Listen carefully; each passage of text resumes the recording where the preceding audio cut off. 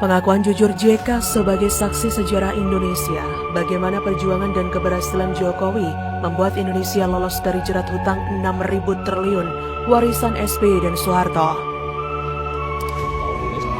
Memang sedikit baik setelah ada teks amnesti, ada tebusan 93 triliun. Tapi hutang ini kan akumulasi selama puluhan tahun. Kalau perlu kebijakan perpu, ya perpu saya keluarkan. Kalau perlu perpres saya keluarkan. Kalau saudara-saudara punya peraturan menteri keuangan, keluarkan. Untuk menangani negara, tanggung jawab kita kepada 267 juta rakyat kita. Apakah pemerintah serius, Pak Jokowi? Saya termasuk bahagian dari pemerintahan yang lalu dengan Pak Jokowi. Saya tidak pernah melihat presiden yang seserius itu untuk melihat rakyatnya. Dikutip dari tweet Twitter Toto Kartaraharja @Kartaraharja, akhirnya mengaku juga. Teman-teman, bacalah pengakuan seorang JK berikut sebagai saksi sejarah Indonesia.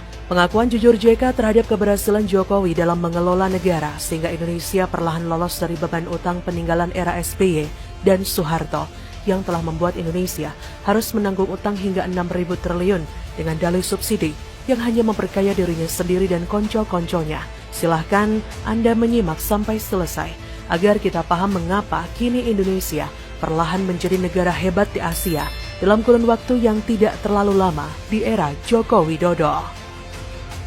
Perjuangan moral Jokowi bagi Indonesia. Kala itu, mantan Wakil Presiden Republik Indonesia, Yusuf Kala, dalam sambutannya di acara Simposium Ekonomi di MPR Senayan, mengatakan bahwa ada dua kebijakan keliru yang dilakukan pemerintah era Soeharto dan SBY sehingga menghabiskan anggaran 6.000 triliun rupiah.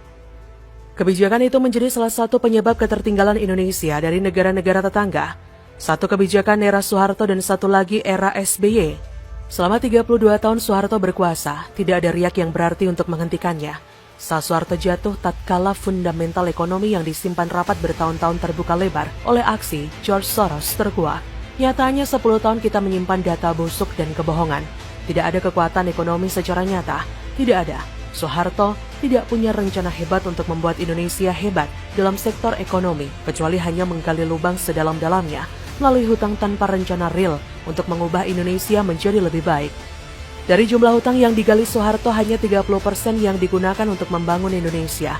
Selebihnya habis dikorupsi oleh mereka yang menopangnya menjadi penguasa selama 32 tahun. Akibat kebijakan yang diambilnya sebelum jatuh adalah menandatangani LOL dengan IMF sebagai blank check yang harus diselesaikan oleh rezim setelahnya. Beban masalah yang ditinggalkan Soeharto kalau dikurskan sekarang dan ditambah dengan bunga obligasi rekap mencapai 3.000 triliun rupiah.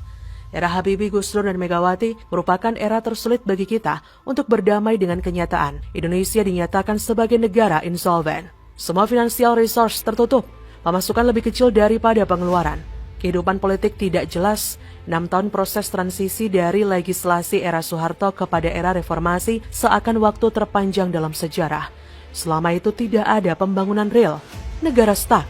Namun, akhirnya Indonesia bisa keluar dari proses transisi itu dengan terpilihnya SBY sebagai presiden secara demokrasi langsung. Harapan dipagut dan masa depan disongsong dengan ceria. Tapi apa yang terjadi? Selama 10 tahun SBY berkuasa untuk mempertahankan kekuasaannya, dia membakar uang sebesar 3.000 triliun untuk subsidi. Periode 2004 hingga 2014, subsidi energi rata-rata memiliki porsi sebesar 21% dari APBN, mengalami porsi terbesar pada tahun 2008 yang mencapai 28%. Di dalam subsidi energi, alokasi subsidi BBM adalah yang terbesar dengan mencaplok 80% dari seluruh subsidi energi dan menciptakan mega skandal dengan korupsi tak terbilang jumlahnya. Andaikan uang sebanyak itu SBY gunakan untuk membangun jalan tol, maka kita sudah punya jalan tol Trans Sumatera dan Trans Jawa, juga kereta cepat Jakarta-Surabaya, dan puluhan kawasan industri berskala internasional, puluhan bendungan dan irigasi untuk ketahanan pangan, bahkan setiap kota besar sudah punya MRT. SBY hanya bekerja membuat rencana dan membuang uang untuk ongkos politik agar kekuasaannya stabil selama 2 periode. Era Soeharto kita abaikan karena salah memilih pemimpin dan takdir kita